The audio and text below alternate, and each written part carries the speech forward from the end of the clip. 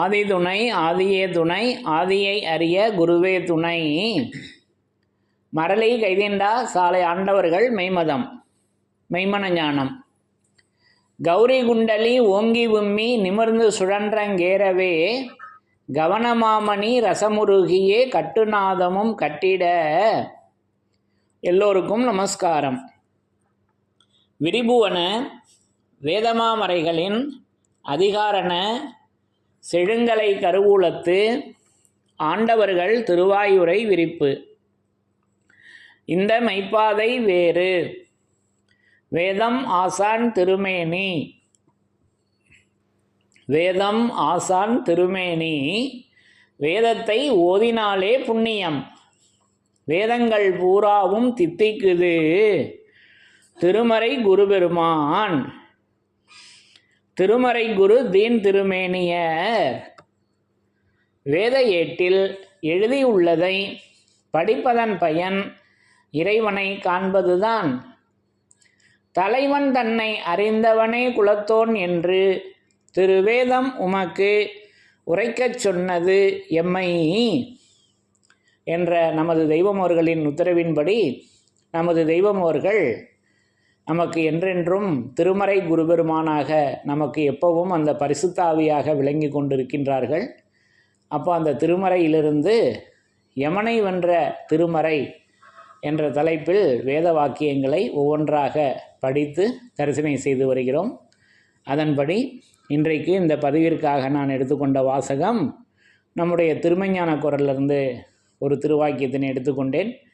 அப்போ இந்த திருவாக்கியத்தில் எப்படி நமக்கு வருகின்ற அந்த யமபடரினை எப்படி நமது தெய்வமோர்கள் திருமறையாக விளங்கி கொண்டு நமக்கு வருகின்ற அந்த யமபடரினை அந்த யமபடரின் அச்சத்தினை நமக்கு மாற்றி வைக்கின்றார்கள் என்பதை அற்புதமாக நமக்கு எடுத்து அருளுர்ஷிப்பாக வழங்கியிருக்காங்க. அது என்ன என்பதை படித்து தரிசனை செய்யலாம். பிரம்மோதய மெய்வழிச்சாலை ஆண்டவர்கள் திருவாக்கியம். திருமெஞ்ஞான குரல் திருவாக்கியம் எண் 73, பக்கம் எண் 288. சாதிகளின் கர்த்தாவே, சர்வ படைப்புகளிலும் வைத்து உன்னதமான படைப்பு மனிதன்தான். அவனை விட உன்னதமானது அறிவு. அந்த அறிவு மனித சட்டை தாங்கி ஒரு ரூபமாக வருவதே தெய்வம். அந்த அறிவு மனித சட்டை தாங்கி ஒரு ரூபமாக வருவதே தெய்வம். அதுவே சர்வ பாவங்களையும் போக்கி யமன் எல்லையிலும் வந்து நின்று உன்னை காக்கும் என்று நமது குலதெய்வம் பிரம்மோதய மெய்வழிச்சாலை ஆண்டவர்கள் திருவாய் மலர்ந்து அருளி உள்ளார்கள். சாதிகளின் கர்த்தாவே. அப்போ இந்த திருவாக்கியத்தில் உன்னதத்தை நமக்கு அடுக்கடுக்காக வழங்கியிருக்காங்க அல்லவா? சர்வ படைப்புகள்லையும் வச்சு உன்னதமானவன் யாருன்னா மனிதன். அதான் ஆரம்பிக்கிறாங்க, படிங்க. சர்வ படைப்புகளிலும் வைத்து உன்னதமான படைப்பு மனிதன் தான். அப்போ சர்வ படைப்புகளிலும் வைத்து உன்னதமானவன் மனிதன் தான் அப்படின்னு சொல்லி வர்றாங்க. அப்போ நமக்கு உடனே நினைவு எங்கே வரும் அப்படின்னாக்கா மனிதன்னு நம்மளை தான் தெய்வம் சொல்லி வர்றாங்க அப்படின்னு ஒரு பொதுவான ஒரு எண்ணம் வரும். அது இயல்பு தான், நம்ம மறுக்கலாத. இதில் இன்னொரு பார்வையும் இருக்குது. மனிதன் என்பதில் இன்னொரு பார்வையும் இருக்குது. எல்லோருமே மனிதர்களா அப்படின்னா அதுக்கு டெஃபனிஷன் கொடுக்குறாங்க. மனிதன்னா யார் அப்படின்னு.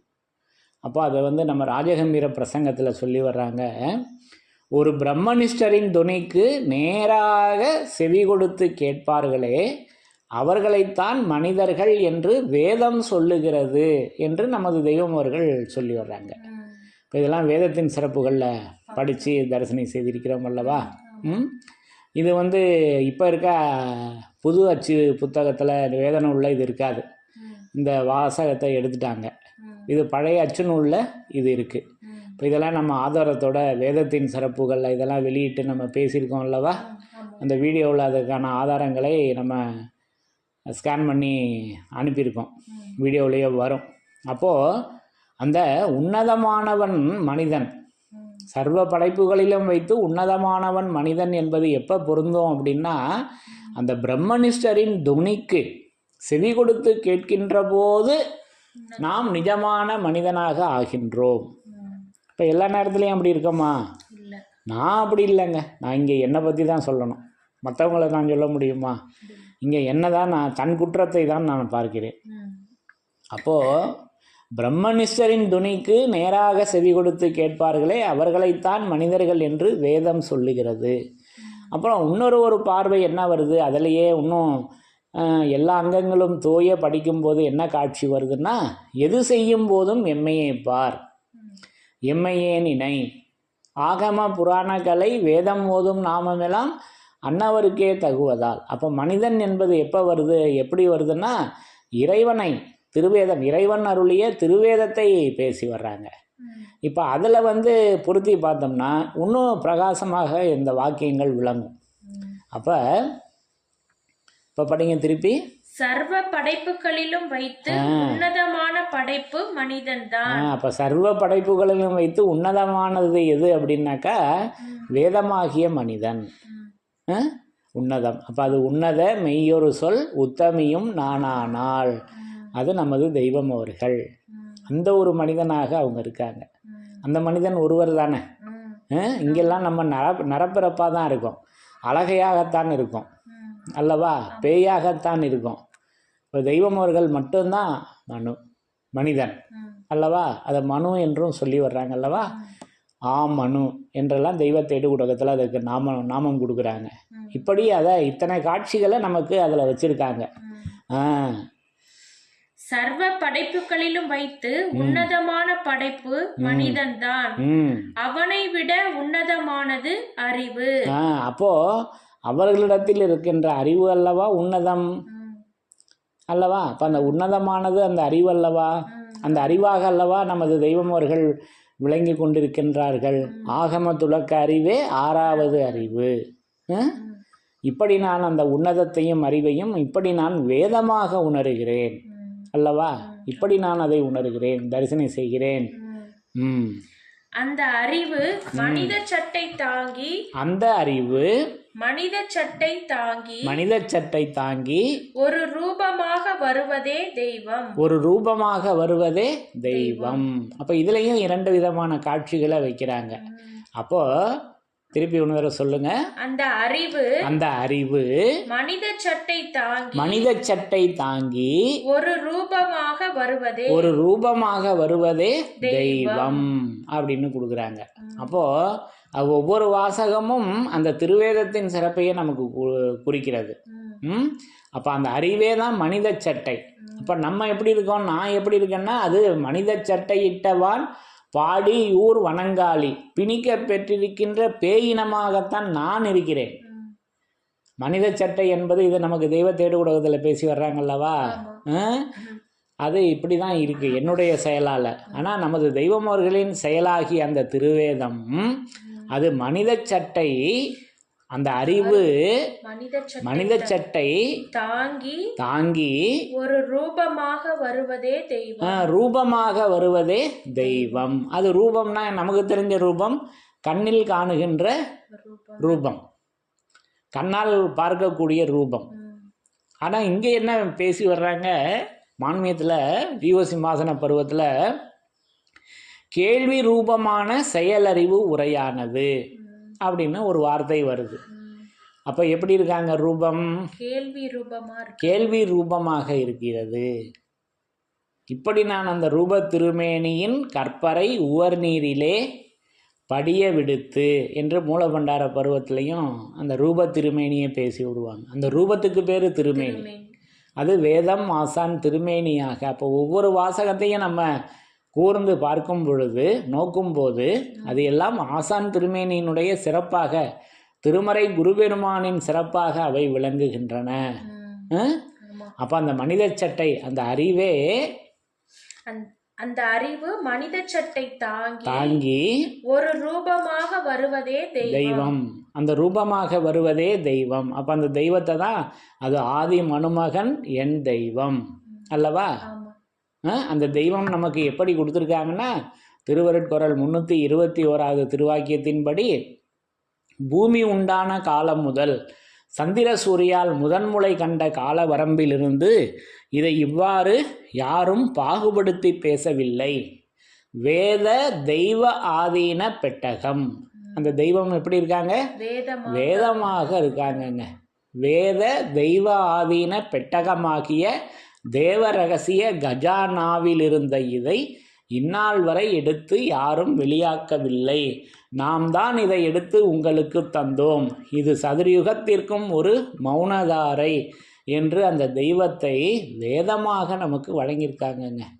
இப்போ பார்த்தீங்களா, ஒவ்வொரு வாசகமும் அந்த திருமறையை குறிவைத்தே, வேதத்தை குறிவைத்தே நமக்கு இப்படி ஒரு காட்சியும் இதில் வச்சுருக்காங்க அல்லவா. இப்படி நான் நமது தெய்வம் அவர்களை தரிசனம் செய்கிறேன். அந்த அறிவு மனித சட்டை தாங்கி ஒரு ரூபமாக வருவதே தெய்வம். அதுவே சர்வ பாவங்களையும் போக்கி யமன் எல்லையில் வந்து நின்று உன்னை காக்கும். அப்ப யமன் எல்லையில் நின்று காக்குவது அந்த தெய்வமாக அவங்க விளங்கி கொண்டிருக்காங்க அல்லவா. வேத தெய்வமாக அவங்க விளங்கி கொண்டு அதுவே சர்வ பாவங்களையும் போக்கி அப்ப எப்பெரும் பாவங்களுடன் யமவாதையை தடுக்கும் எந்திரத்தில் படித்தோம் அல்லவா. எப்பெரும் பாவங்களுடன் வெற்பு யமபடர் உன்னை விட்டொழிந்து போகும் ஐயா. அந்த எப்பெரும் பாவங்களையும் நீக்கி யமன் எல்லையில் வந்து நின்று உன்னை காக்கும். அப்ப நம்மளை காக்கக்கூடிய அந்த தெய்வமாக, அந்த அடைக்கலம் காத்தார் காவல் தெய்வமாக நமது தெய்வம் அவர்கள் இப்படி வேதமாக நின்று விளங்கி கொண்டு காவல் காக்குகின்றார்கள். அந்த யமன் நம் மீது கைபோடாதபடி நமது தெய்வம் அவர்கள் காக்கின்றார்கள். அப்போ அதை தான் நமக்கு பொன்னரங்க கும்மியில பேசி வர்றப்ப காவல் புரிந்திடும் மக்களுக்கு காவல். இந்த வெளி உலகத்துக்கு காவல்துறை இருக்கு, விண்ணுலகத்திற்கு தெய்வம் அவர்களே காவல், அந்த சாமியா இருக்காங்க. அடைக்கலம் காத்தார், அதான காவல். அது காவல் புரிந்திடும் மக்களுக்கு காவல். கானகச்சாலை கிணற்று நீரை மேவவே விட்டு விளக்கேற்றி வைத்திட்ட வேதியர் மெய்வழி ஆண்டவராம். அப்போ அந்த மெய்வழி ஆண்டவர் வேதியராக, வேதியர் நாதபுராதனமாக அவங்க திருவேதமாக விளங்கி கொண்டிருக்கின்றார்கள். அப்போ அந்த யமன்லிருந்து, அந்த யமங்கிட்டிருந்து காக்கின்ற தெய்வமாக நமது தெய்வம் திருவேதமாக விளங்கி கொண்டிருக்கின்றார்கள் என்பதை இந்த கடைசி வரியில் அந்த சூட்சுமத்தை மின்னி இந்த திருவாக்கியத்தில் வச்சுருக்காங்க. இப்போ இந்த கடைசி வரியை இன்னொரு தடவை படிங்க. அதுவே சர்வ பாவங்களையும் போக்கி, அந்த தெய்வமே சர்வ பாவங்களையும் போக்கி யமன் எல்லையில் வந்து நின்று உன்னை காக்கும். அப்ப யமன் எல்லையில் வந்து நின்று நம்மளை காப்பது தெய்வமாக, நமது தெய்வமாக அவங்க இருக்காங்க. அந்த தெய்வம் வேத தெய்வாதீன பெட்டகமாக நின்று இருக்காங்க. அந்த பெட்டகத்துல போய் நம்ம ஒளிஞ்சிக்கணும். இதுதாங்க விஷயம். இதுதான் அந்த கண்டெடுத்த முத்து பெட்டகம். அது பெரிய பெட்டகம் அல்லவா, பாதுகாப்பாக இருப்பது தானே பெட்டகம்.